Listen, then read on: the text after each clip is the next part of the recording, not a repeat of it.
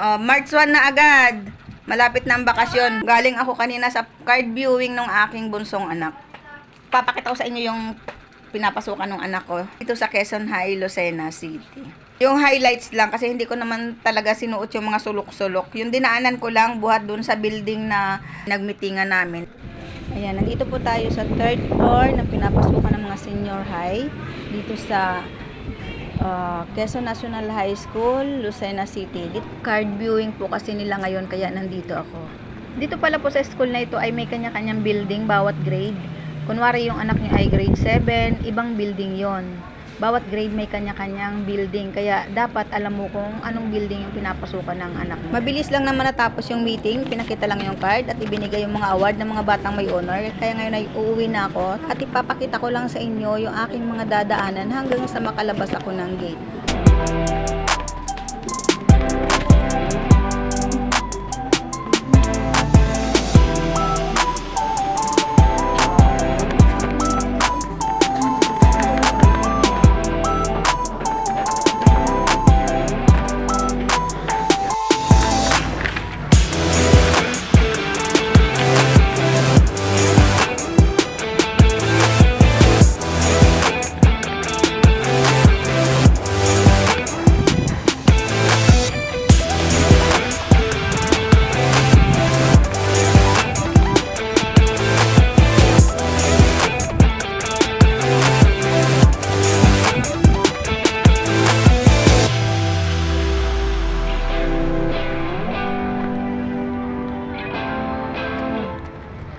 Pasensya na kayo mga mare, hindi ko napansin itong dala kong certification, medyo nakaharang pala sa camera, pasaway.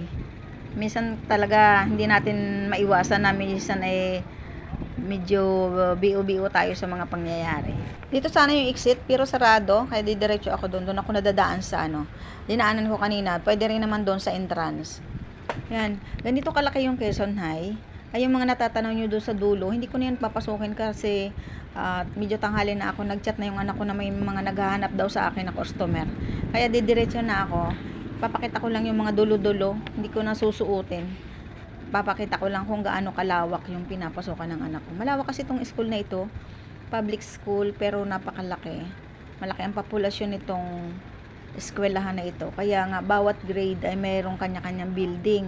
Kaya kung pupunta ka dito, dapat alam mo kung anong building yung pupuntahan mo kasi para hindi ka maligaw. Ayan, ganyan kadami yung mga, although Sabado ngayon may card viewing kasi kaya may mga magulang na nasasalubong tayo. Idadaan ko muna kayo doon sa unang school na pinasukan ng anak ko nung bago pa lang kami dito. Yung nag-transfer siya ng grade 9 dito sa Gabaldon Building. Yan, aakyat tayo doon sa pinasukan ng aking anak nung siya ay grade 9 pa lang. Grade 9 kasi siya na mag-transfer siya dito. Yan, dyan sa dulo na yan. Meron pa doon sa dulo doon, mayroon, kung napapansin nyo, may gate na sarado doon. May daan pa doon, papunta pa yon sa mga iba't ibang room. Tapos dito sa side na ito, may maliit na playground. Yan, para lang yata yan sa mga grade 9. Yan, tapos ibang building naman tayo. Nadaanan natin yung marami kasi itong dito kaya nung una naliligaw pa kami dito, kaya grabe ang pagtatanong pa namin sa mga nakakasalubong namin bago kami makapunta doon sa pupuntahan namin na room, kasi nga ay iba't ibang building nga bawat grade. Yan, itong side na ito ibang grade na naman ito. Yan, tapos yung bawat room malalaki din yung mga room nila. Yan, bababa na ako dito sa Gabaldon Building. Ang mga pumapasok dyan ay mga grade 9. Ayan, ganyan kalaki yung eskwelahan. May mga sasakyan pa doon sa loob. Pagpasok mo ng gate, may mga sasakyan pa doon sa loob na mga pwede pang takbuhan ng mga sasakyan. May mga umiikot-ikot pa ng mga kotse. Ganyan kalaki yung loob ng Quezon High. Hindi yung pagpasok mo ng gate ay eskwelahan na agad, mga room na agad ang bubungad sa iyo. Hindi pa, kasi yung buong loob ng Quezon High may mga sasakyan pa diyan. Kaya dapat talaga pag pupunta ka, alam mo yung tatargetin mo, kasi pag nagtanong ka lang doon kung saan po yung room na ganon, room number ganon. Tatanungin din naman sa iyo kung anong grade nung iyong pupuntahan. Kasi may kanya-kanya nga ang building, bawat grade. Ayan, yung ano na yan, yung building na yun na mataas, na nakikita mo, yan yung gym nila.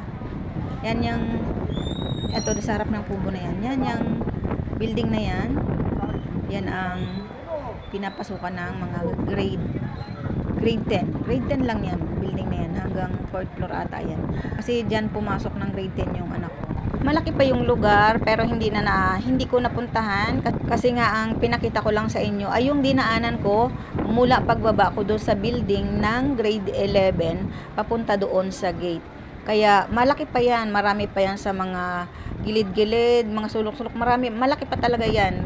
Kaya ito lang mismong dinaanan ko papunta na doon sa labas ng gate ang nakita ninyo. Ganyan kalaki yung Quezon National High School located at Ibabang Iyam, Lucena City. Ayan, lalabas na ako ng gate. Dito na, papalabas na sa gate. Dito na ako. Kaya, salamat sa pagsama nyo sa akin. Thank you for this day.